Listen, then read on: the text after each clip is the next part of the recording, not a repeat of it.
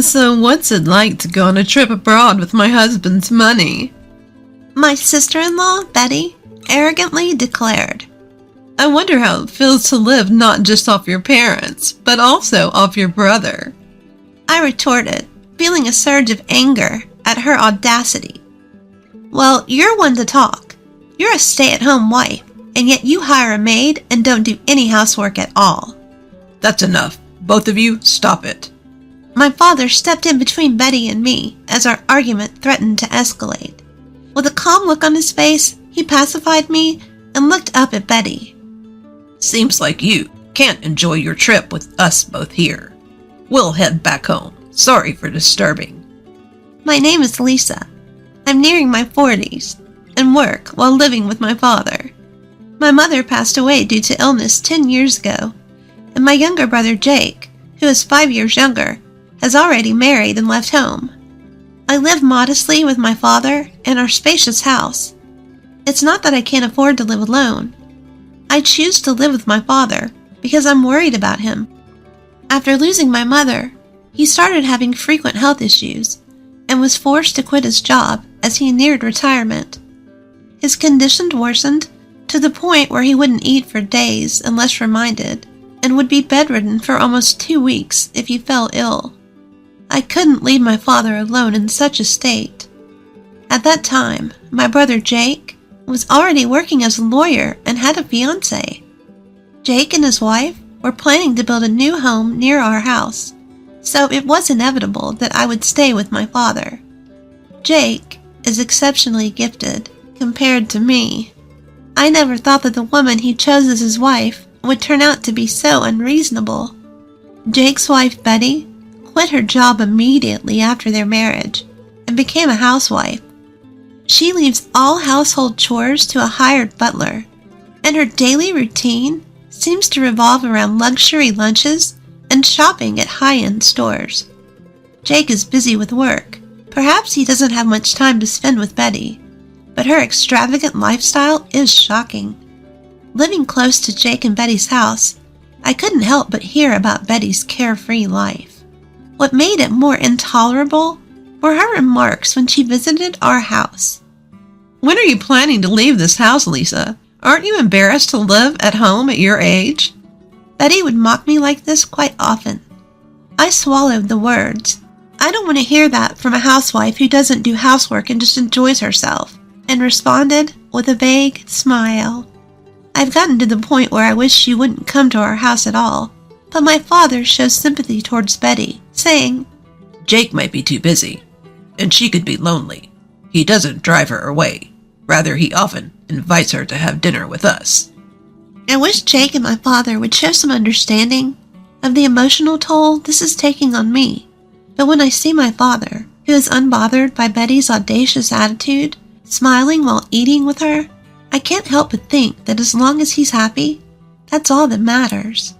Why on earth did Jake marry such a woman? I often wonder, but I suppose there are qualities in Betty that only Jake can appreciate.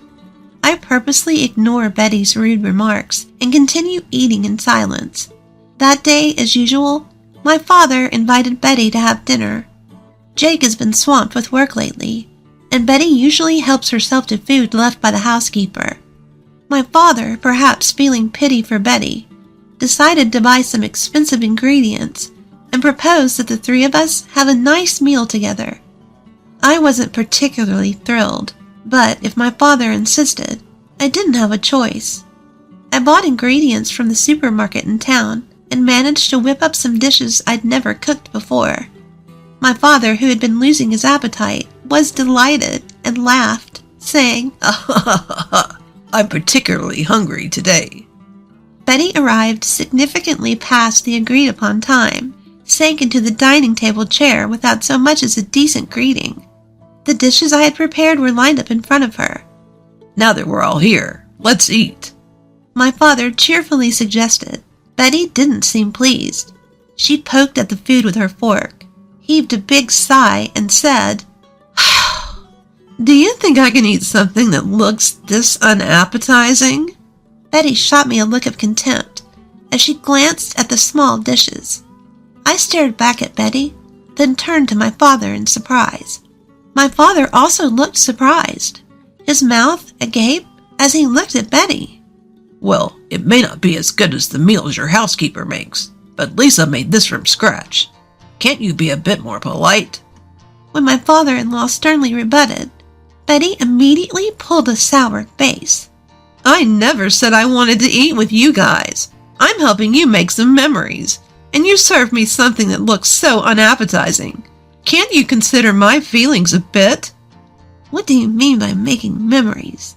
I muttered, but Betty picked up on it quickly.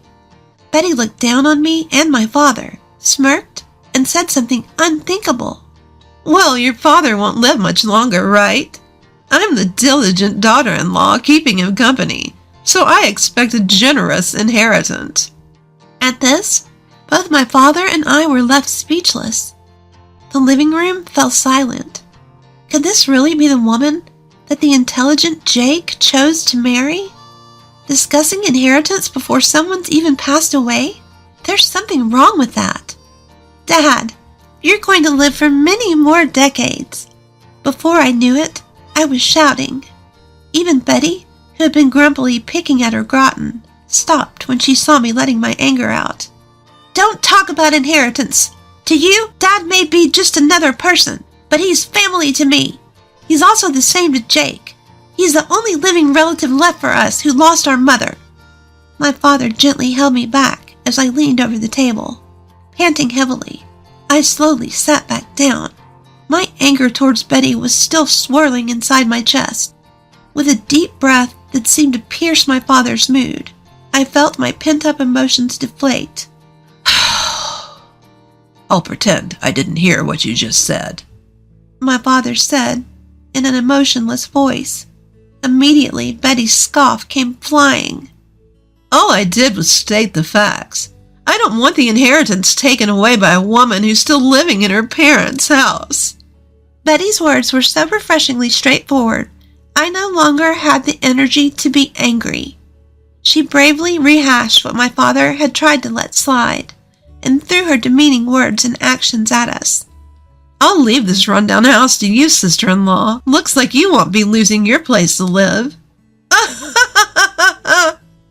Betty's shrill laughter echoed. I wanted to retaliate with a complaint, but when I saw my father quietly shaking his head, I swallowed my words. My father was too lenient with Betty. Even though she might be lonely with Jake, often busy with work, it's not right to sympathize with an adult who can't tell what's appropriate to say and what's not. My father looked at my face and muttered softly, She's the one Jake chose. My father smiled with a hint of sadness. He looked like a father dealing with a troublesome daughter, and also like a man completely worn out by life. I couldn't say anything when I saw my father's face. I had things to say to both my father and Betty, but I wanted to know what Jake thought about all this more than anything. Does Jake know about Betty's behavior? If he's aware of it and just letting it slide, I have to say something as his sister. In the end, Betty barely touched the food I made and left early after a brief conversation. Only my father and I were left in the large living room. Creating memories, huh? Maybe she's right. I quietly exhaled as I noticed my father's figure suddenly seeming smaller when he murmured that. Due to Jake's suggestion, our family decided to go on a trip to France. My father wanted to go to France while he could still walk on his own, so Jake and I planned the trip. Of course, I initially asked Jake to take Dad and go on the trip with just the three of them, without me. Betty would always make snide comments toward me if I was present. I didn't want to ruin the cheerful atmosphere of the trip. However, Jake insisted that it would be best to have someone who usually observes Father's condition, so he ended up purchasing 4 tickets. I reluctantly agreed to accompany them on the trip to France, and as I expected, Betty was in a bad mood the whole time and didn't exchange a single word with anyone on the plane. Once we landed, we went straight to the heart of Paris and enjoyed sightseeing. My father was unbelievably energetic, exploring everywhere. Betty seemed to lighten up a bit when Jake bought her a brand name bag. She walked arm in arm with Jake, but I couldn't help but notice that Jake didn't look particularly happy. At that moment, I accidentally made eye contact with Betty. She glared at me so fiercely that my heart jumped. By the way, why is Lisa here with us? Betty let go of Jake's arm and confronted me. I asked her to come, in case something happens to Dad. We need someone who can handle it. Jake tried to step in to help, but it seemed like his words didn't reach Betty. She kept staring at me, snickering. What's it like to go on a trip overseas with my husband's money? Airfare isn't cheap, so don't be extravagant, Betty said arrogantly. We're staying in a suite at the hotel, but it would be fine for Lisa to sleep outside, right? Jake called Betty's name sharply, trying to stop her, but she didn't listen. How does it feel to live not only off your parents, but also off your brother? I felt the blood rush to my head at that comment. Betty, you're the one living off Jake. Even though you're a housewife, you hired a housemaid and don't do any housework. Enough. Both of you, stop it. My father intervened just as Betty and I were about to get into a quarrel. With a serene expression, Dad calmed me down, glancing at Betty. It seems our presence is spoiling your trip. We'll go home. Sorry for disturbing you. Lisa, could you check the bus schedule to the airport? Without anger or distress, he calmly made his declaration. A smile spread across Betty's face, while a look of panic raced across Jake's. Wait a minute. What should we do when you guys are gone? Jake had a sudden realization and tried desperately to keep us from leaving. However, once Dad decided to go home, his resolution was firm. He had me check the bus to the airport, and he quickly set off in the opposite direction towards the bus stop. I had no choice but to follow Dad, while keeping an eye on my brother and his wife. We'll be just fine without the old man and old lady. Betty's voice echoed from behind us. I was momentarily angered at Betty treating Dad as an old man, but I had no time to waste on her. I chased after Dad, who was walking ahead, while hearing Jake's cries of anguish and Betty's insults thrown at him. Jake barged into the cafe near the airport where we were having tea, looking desperate. His forehead was covered in an extraordinary amount of sweat, signaling something was amiss. In a frenzy, Jake rushed to our table and bowed his head to us. I'm sorry about earlier. I'll apologize properly later, but for now, I need help with Betty. Jake bowed deeply, pleading with Dad. Dad and I looked at each other in surprise. What happened to Betty? When I asked in place of Dad, Jake began to explain with renewed energy what happened after we left. After we boarded the bus to the airport, Jake and Betty took a taxi to the hotel. The problem occurred after they got in the taxi. The English that worked at the tourist spots didn't seem to work with the taxi driver. Neither of them spoke French, and they couldn't understand what the driver was saying. The driver was asking them something, but they responded without really understanding. As a result, Jake said that when he paid the money and got off, the driver drove away with Betty still inside. I can't get through to Betty on the phone. She might have been mugged or something after she was dropped off, Jake said, his face turning pale, probably figuring it would be faster to rely on us rather than trying to cope on his own and winding up out of his depth. Jake, who doesn't understand French, asked for our help. My father and I can speak French perfectly.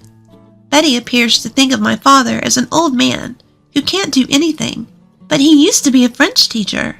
And I, too, am a current French teacher. This trip to France was planned by Jake, wanting my father to reminisce about his youth. Once my father arrived in France, he seemed filled with nostalgia and vitality, perhaps remembering his time studying abroad. Since I, too, had studied abroad in France during my student days, after parting ways with my brother and his wife, we slowly talked about our time studying here. My father listened to the stories with a serious expression and eventually gave a slow nod. Let's return to the city center. I bet the taxi that dropped you guys off is waiting for its next fare there. With my father's command, we quickly got ready and set off on a journey to find Betty, who had been left somewhere. My father and I split up to look for the taxi that had dropped off my brother and his wife after returning to the city center. Most taxi drivers speak French without resorting to English. Before me, my father found the taxi that had taken them and quickly arrived at the location where Betty was said to have been dropped off. Fortunately, Betty was there, exactly where she had been dropped off, unhurt, slumped over.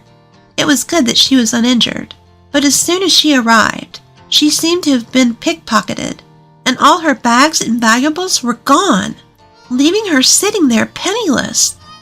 When Betty saw Jake's face, tears welled up in her eyes, but she quickly scowled when she saw us. What are they doing here? Betty, who was plainly grumpy, asked Jake, and he sighed heavily.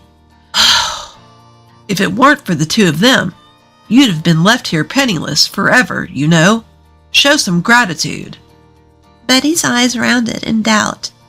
What do you mean? Without them, our trip would have been a disaster. You and I, we can't speak French. That's why we ended up like this. But these two are different. Both are French teachers, far better than me. Betty looked uncomfortable, her gaze flitting over to us. A bad thought sprouted in me, and I dropped the quiet words to Betty. If we hadn't found you, you might have been sleeping rough here. Betty bit her lip in frustration. And also, the expenses for the trip were split equally between Jake and me. How's that? An overseas trip fully enjoyed on the money of an old lady living at her parents'? At this, Betty's shoulders began to shake. It's your father's money anyway, isn't it? To Betty's counter-argument, my father gently shook his head. I didn't do anything. Lisa and Jake, they're doing well on their own. They're my pride and joy. Just when I thought Betty was glaring at me intently, she fell silent without saying a word. Even though she had been helped, she didn't utter a single word of thanks. I had a mountain of things I wanted to say to her, but my father whispering, "Take it easy," made me hold back and keep my mouth shut. For Betty, this must have been an incredibly humiliating event. She must not have expected to be saved by the one she had been looking down upon. Even Jake seemed fed up with Betty's stubborn antagonism towards us, his face showing clear signs of frustration. Well, now that the issue has been resolved, shall we resume sightseeing? Let's go to a restaurant I used to frequent when I was studying here. My father suggested cheerfully. At my father's bright words, the family was once again united. We ignored the depressed Betty and thoroughly enjoyed our trip in France. Upon our return to the States, Jake was constantly apologizing to us, and he surprisingly and abruptly divorced Betty. Shocked, I asked him why they had married in the first place. Apparently, Jake had married Betty because she claimed to be pregnant and insisted he take responsibility. After they married, it turned out that her claim of being pregnant was a lie. However, Jake said he couldn't easily file for divorce due to concerns about his public image. However, his patience with Betty, who looked down on my father and me, had run its course, leading him to decide on the divorce. After the divorce, Betty was kicked out of their new home and couldn't continue her life as a housewife anymore. Of course, there was no maid to take care of the housework for her. What's more, due to a pickpocket incident during our trip to France, Betty ended up losing half her assets.